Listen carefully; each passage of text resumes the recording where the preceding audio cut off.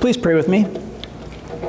May the words of my mouth and the meditations of our hearts be acceptable to you, O God, our rock and our Redeemer. Amen. How many lies do you tell a day? Have you thought about that ever? How many lies do you tell? Is this one or two maybe? You might actually lie to yourself, and I do this to myself. I'll confess something here. So here's the lie that I tell myself. If I don't get on the treadmill in the morning, I'll get on the treadmill when I get home from work. I'm here to tell you it never happens. If I don't do it first thing in the morning, it's not happening that day. But I tell myself that lie every day. Just never get around to it though. Now you may think, well, I don't lie. But you know what? You might be right. You might actually not be a liar. And here's something to point that out. So Dr. Timothy Levine from the University of Alabama, Birmingham, conducted a year-long study where he had 630 people who kept a journal every day.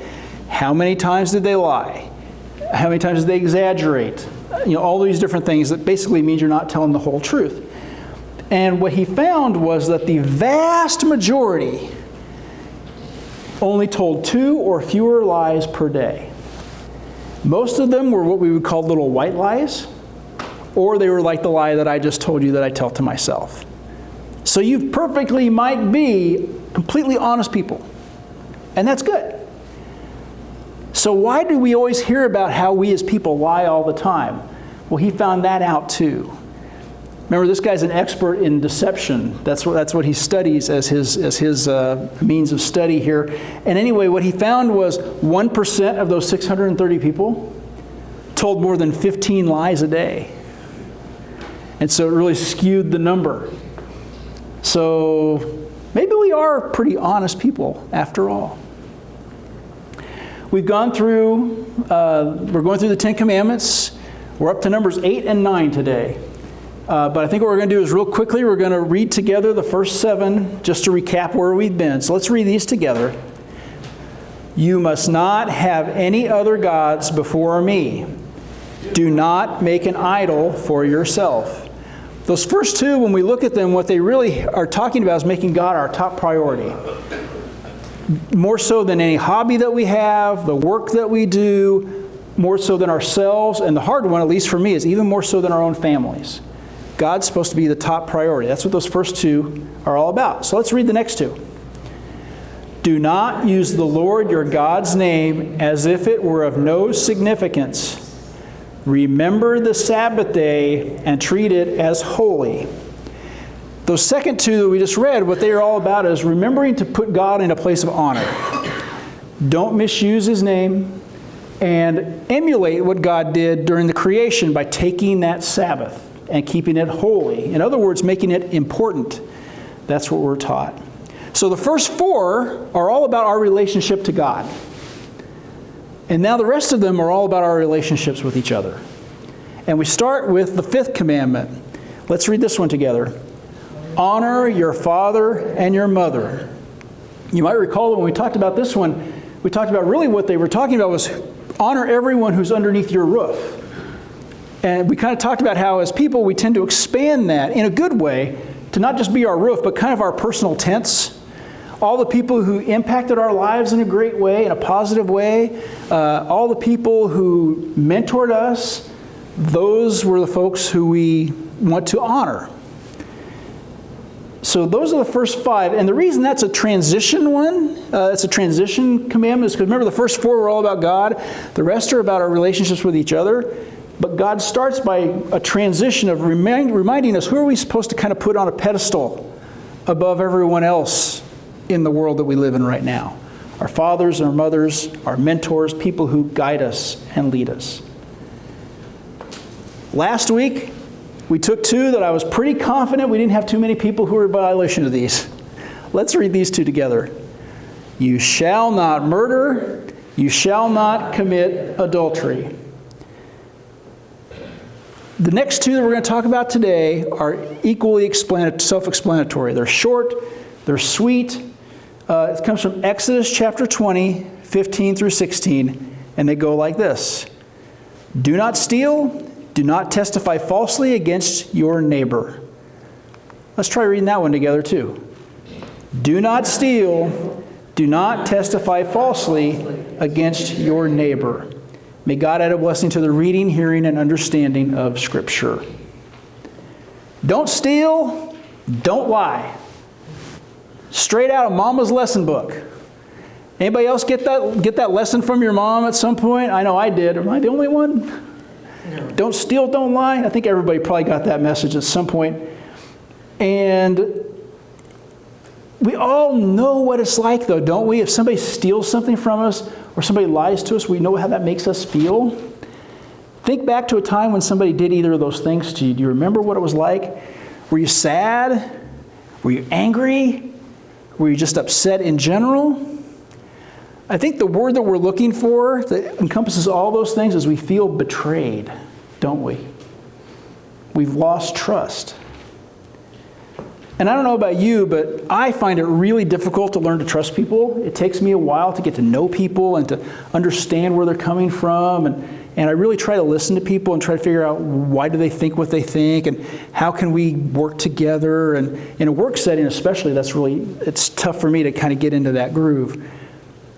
But once it's there, it's great. It's a strong bond. Until something happens, a lie or something that causes that trust to be broken down, it's really hard for me to bring trust back into a relationship after I've been deceived in some way. So let's go through these two commandments today. The first one is don't steal. What does that mean? You all know what it means, right? I mean, basically means don't take something that belongs to somebody else. We try to teach kids this when they're really young. Don't touch other people's things. Our daughter wasn't so bad at it, but our son wanted to touch everything. When he went into a store, when he went into another person's house, he liked to go around, and we had to really teach him not to do that. When somebody takes something from you, what actually is taken? It might be a physical object of some kind. But really, I think why we hurt so badly when somebody takes something from us is because it's an invasion of our privacy. It's an invasion of our sense of peace. We lose the sense of comfort that we had before whatever it was taken. I got to thinking about what is taken. If somebody goes into your house, what are they most likely taking? And I was thinking, electronics. That's got to be number one. It turns out it's not even on the list of the top 6. As of 2021, and these are all based on police reports, here's what the most often taken things are when somebody enters someone else's home. Number 1, liquor. Number 2, prescription drugs. Number 3, arts and collectibles, so valuable types of things. Clothing, groceries, and items that can be taken to steal your identity. So papers. Those are the things that are most stolen in the United States. I don't know about worldwide. This was just the United States that we're talking about. Think about those for a minute, though.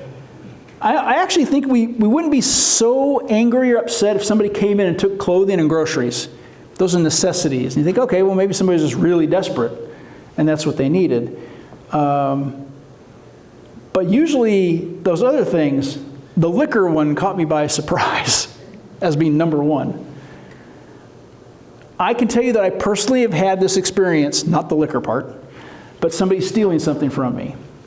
So when my wife and I got married, we'd been married probably about 3 years at this point. We moved from Minnesota to Springfield, Missouri, and we were renting a house on the very far west end of town. Quiet little neighborhood, but kind of off the beaten path. As a matter of fact, cows were grazing in the backyard on the other side of the fence from our house. I walk out to go to work one day. It's early afternoon. I worked nights then, and the flaps on my I had a Toyota 4x4 pickup truck with one of those tool chests across the back that had the 2 doors that pinned down. Well, they were in up position. Somebody had broken into those and had stolen the tools that I had in there. Now, unfortunately, these people probably didn't understand that First of all, I was like a 25-year-old. I didn't have anything good. These tools were all like the cheapos from like a Harbor Freight or from Walmart. These were not anything of value, but they took them anyway. Now I learned something.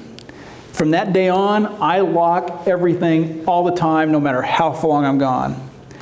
When I come here to the church to do something, I usually just kind of parallel park in our driveway here because nobody else is here. Even if I'm just coming in to drop off the bulletins, I lock my door when I walk in, and then I unlock it when I go back out. That one episode in my life totally changed the way that I look at things. Before then, if I was just walking in and walking right back out, I probably wouldn't have locked the door. But it changed the way that I look at things. So how about you? Have you ever had anybody steal something from you? Have you ever stolen something from somebody else? And it doesn't necessarily have to be a physical object. Here's some examples. It can be a physical object. I personally have walked away with more pens than I can imagine from different places. From a bank, from an insurance company, from a sales place. We have all kinds of interesting pens at our house. And we're not talking about the ones that they want you to take. We're just talking about they gave us something to sign a paper, and then for whatever reason I put it in a pocket or something like that without thinking about it. And I'm sure they don't really care, but it's just a matter I did take something that did not belong to me. Have you ever cut in line? In a way, that's stealing somebody's time. That's one way. Here's one that surprised me when I was looking at the studies of things. 35% of all people who have stayed in a hotel in the United States in the last 50 years have stolen something. Either linens or towels are the two most likely things to be taken. I'm not talking about the little shampoos and stuff that they actually expect you to take. These are just the weird oddball things that people take. I was surprised by it. I stay in a lot of hotels, folks. I've never seen anything maybe I just don't stay in the right type of hotels because I've never seen anything I wanted to steal from one of these places, but a lot of folks do. Here's one I bet everyone in the room has done at some point. You're circling the parking lot at Christmas shopping time, and you see a parking space, and you're racing somebody to that parking space, and you get it even though they probably had their eye on it before you did. I guarantee you that I've done that. Since I've ratted on myself, I'm going to rat one on my wife here. So she's notorious for this. We go into a restaurant or we go into a convenience store that has paper napkins. And yeah, we might need 2 or 3 napkins. My wife will walk out with like 10 to 12 napkins. Amen. And that's and that's just something I give her grief about that all the time. But you know what? We do actually use them at some point, but it's still not something that I'm sure the company is very appreciative of because we take their napkins. Here's some other ways we take things from others. How about when you're not punctual? Now, I'm not talking about the person that's late every now and then because you get held up at something or traffic. I'm not talking about the once every now and then. I'm talking about the habitually late folks in our society because we have some of those, right? I've worked with my share of those folks. I was always taught that if you weren't 10 minutes early, you were late. That was my dad's mantra, and so I always have tried to be early. But I'm talking about the habitual offenders here. If you're continually late when you've got a group of people waiting on you, you're stealing from their time. How about when we slack at work? We're not quite putting out the effort that's expected, and we won't even get into the notepad that sometimes makes its way home, or the file folders that make their way home in a backpack or something like that. That happens from time to time. Have you ever kept an item that you borrowed from a neighbor and you realize like 2 years later that you still had it? I'm guilty. We had a neighbor it was actually in Utah that it wasn't until we got all the way out to the Midwest that I realized that I had some hedge clippers that I had borrowed from them, and I can't imagine why they must have bought new ones that were better, but I know that I had those in our garage for a good 3 years before we moved. So I actually sent him a funny Facebook note, and we had a great Facebook message thing going on for a while about me stealing from him, and it was actually pretty funny. But still, it's stealing. And then, of course, there's the thing that we have to consider as Christians. Do we steal from God at all? When I say that, I mean, I'm not just talking tithes and offerings. That's a part of it. But think about our vows, even as just United Methodists. We vow to support the church and God through our prayers, presence, gifts, service, and witness. And if we fall down on any of those 5 things, we're kind of taking from God because we're not spreading the message of Jesus Christ to other people. It's important to think about. Another way we can take from people is from their reputations.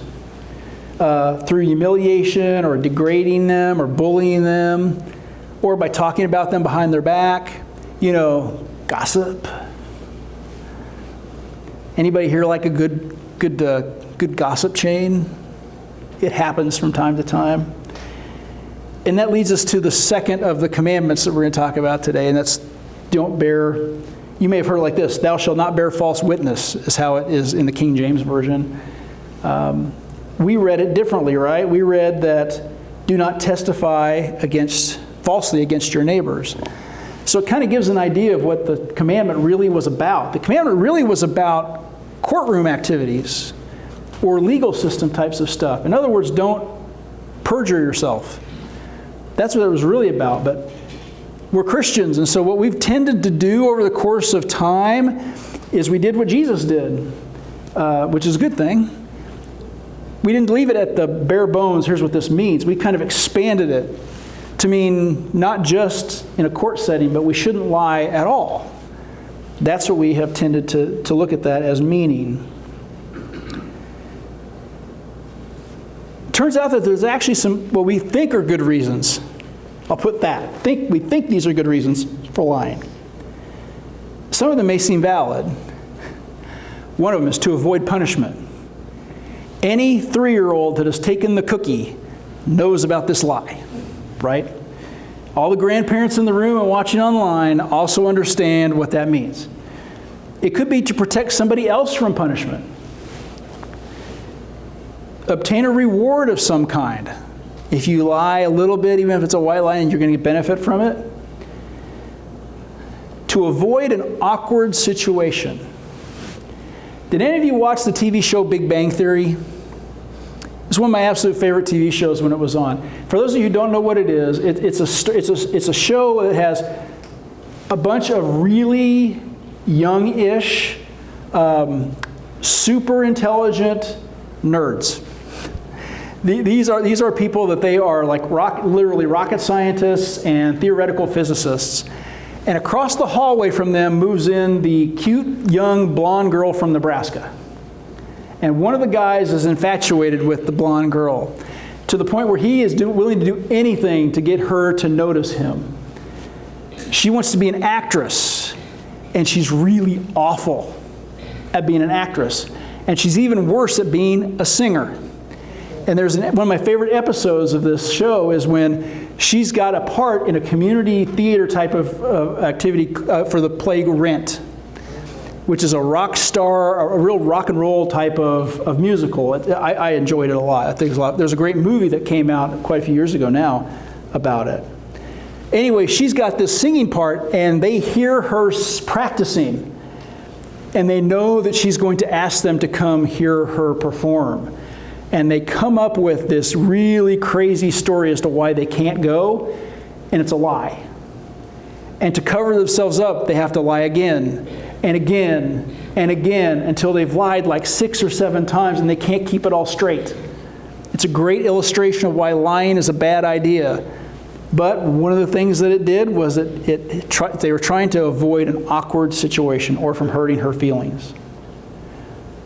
Sometimes it can be to exercise power over other people, or it could be to avoid embarrassment. You lie to cover your backside so it doesn't look like you're quite so stupid. I'm sure I've done that several times. Something we probably ought to pay really close attention to is the lies that we tell to ourselves. I think this is the most important thing today because it has to do with our mental health. And I think this is why this is important. Here's the biggest lie that we tell ourselves. Somebody comes up to you and says, "How are you doing today?" What do we answer? "I'm fine." I'm okay. Are you okay? Are you fine? Because one of the things we learned about in the pandemic is it is okay not to be okay. We need to start tearing down some of the stereotypes about people who are struggling with mental health.